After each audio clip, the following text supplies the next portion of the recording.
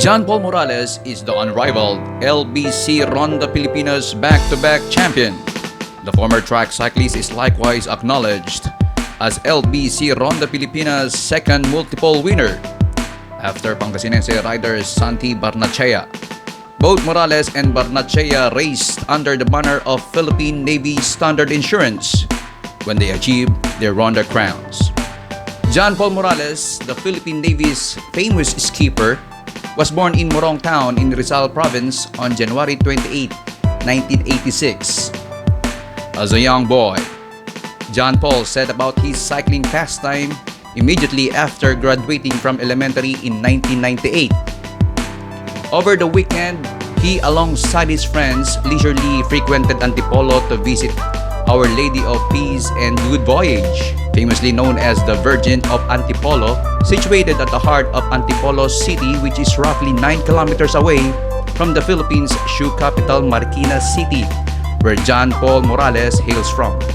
As a high schooler, he continued his passion for cycling and became heavily engrossed in the said sport.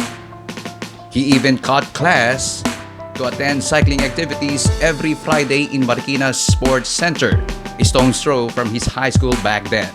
In 2000, he attended National Team Junior Trials held in the 14-acre Amorantos Sports Complex in Quezon City. Eventually, Morales was selected and inducted as the national team's track cyclist and sprinter.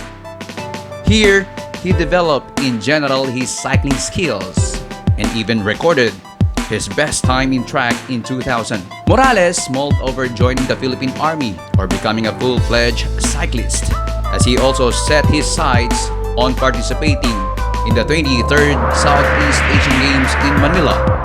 After deep contemplation, he scratched the idea of joining the armed forces in the meantime to concentrate on the forthcoming SEA Games in the Philippines. Meanwhile, in the 23rd Southeast Asian Games staged in Manila in 2005, the trio of John Paul Morales, Jojo Talaver, and Nilo Estayo bagged the bronze medal in the 4-kilometer team sprint. In the succeeding SEA Games in Thailand in 2007, he captured the bronze for the 1-kilometer individual time trial after proudly competing with the former world champion, Malaysian rider Maud bin Awang. In 2011, during the 26th SEA Games in Indonesia, his team composed of Alfie Catalan, John Mir, and Arnold Marcelo snatched the bronze in the 4-kilometer team pursuit. Morales likewise secured the bronze in the 10-kilometer individual scratch race. When John Paul Morales debuted in a road race at the 27th SEA Games in Myanmar in 2013, his team ordinarily finished up the 100-kilometer team time trial 6th overall. 2 years later, he again took part in the Southeast Asian Games, held in Singapore in 2015, lagging 7th in the overall ranking in the criterium race. In the same year, Morales engaged in Asian Cycling Championship in Thailand as well. Here, the silver medalist Morales was close to winning the ticket for Olympics, as he was only second to Iran in the individual mass start scratch race. On the other hand, he skipped the succeeding SEA Games in Malaysia in 2017. He returned afresh in the 30th Southeast Asian Games, staged in the Philippines in December 2019, wherein his men's team clinched the bronze in the 82.4-kilometer team time trial held on December 7, 2019.